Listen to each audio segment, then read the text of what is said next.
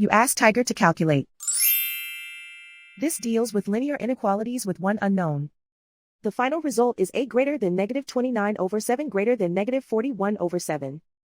Let's solve it step by step. Group all constants on the right side of the inequality. Subtract 3 from both sides.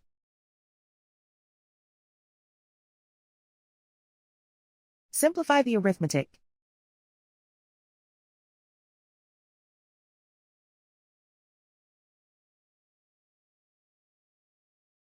Isolate the a. Divide both sides by -7. Whenever you multiply or divide by a negative, reverse the inequality sign.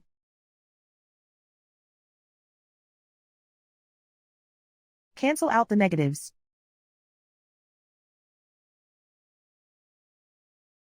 Simplify the fraction.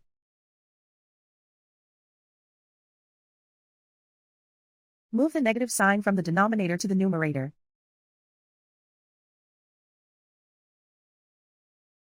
Plot the solution on a coordinate grid. And so the final result is a greater than -29/7 greater than -41/7.